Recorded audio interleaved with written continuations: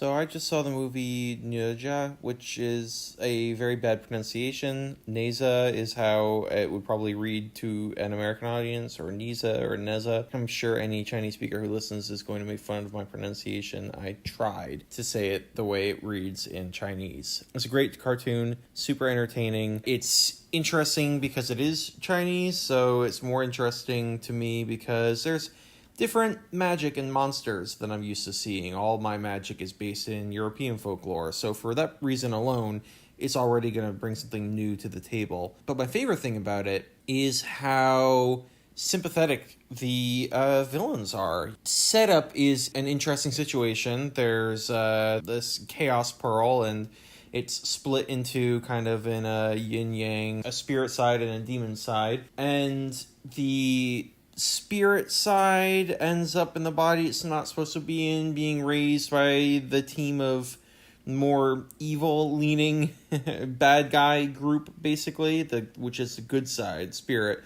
And then the demon side ends up being raised by the family that the spirit side was supposed to end up in. So the combination means you've got some people who are your quote-unquote bad guys, more really your protagonist and antagonist characters that are growing up where they're not supposed to be. So it ends up creating very sympathetic characters. The bad guy team, and I keep saying it with that inflection because I'm doing big air quotes right now. You can't see it, but trust me, they're happening. It's because it's dragons who have essentially sacrificed their species to an internal purgatory where they live in a prison that they created to prevent demons from overrunning all mankind. So they're protecting all of the earth, and their reward for that is they live in prison now, their whole species. They're just trying to get out of that situation. There's an interesting connection between the protagonist, who you're supposed to like in spite of his faults. The message of this movie is he was born to be the ultimate evil, kind of the avatar of demon chaos, but he eventually chooses to defend humans and to defend his family and love his parents. And he avoids falling into the life that he was fated to have. He's supposed to be this sort of primordial, purified evil energy, and instead ends up trying to be good, in spite of people treating him like shit the whole time because they know that he's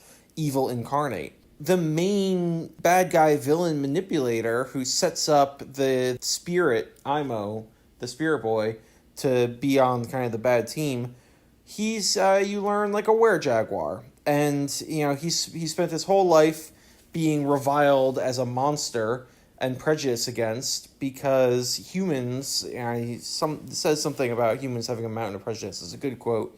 He's the same exact situation. The main bad guy is motivated by the same factors that motivate the kid. He tried for hundreds of years and trained under the supreme being to be something that people could respect, and instead learns, okay, well, there's only one seat left in heaven, and it's not going to you, because he blames it on him being born inhuman. So there's sympathy for dragons. There's sympathy for the evil master monk. There's sympathy certainly for Imo, who's set up to destroy the village at one point, but he has to make the impossible choice of killing a village full of people, which is inarguably a horrific thing. But the alternative, if he doesn't do that, is that his entire species will be wiped out. All dragons everywhere will be killed. And so it's like, okay, you have to personally murder these 1,000 humans, or all dragons dead for all time. And every single one of these evil groups or factions or characters has really sympathetic. The reason why they're doing what they're doing is because they've been horrifically wronged, or they're just trying to save themselves from an impossible situation. And that makes it so much more interesting than just, oh, the bad guy's bad because he's bad. Scar is bad. Can't you tell he's bad? He has a scar. Hades is bad. He lives in the underworld. Of course he's bad. All these Disney villains, they're bad just because. These guys are trying to do the right thing, and they acknowledge that some people are going to get hurt, and they hate that. They're not reveling in these horrible things that they have to do. It's just like, we're trying to save all of dragon kind.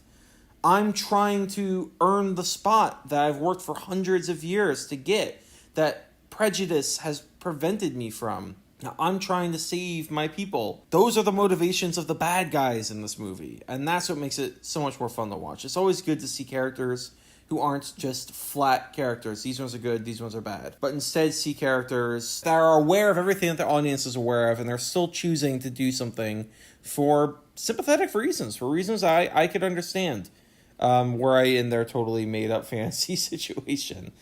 So anyway, that's my favorite thing about this movie. There's interesting characters. You don't walk into it with the expectation that there's a good team and a bad team, and the good team has to win because it's a cartoon. That's it. You don't need to watch it anymore.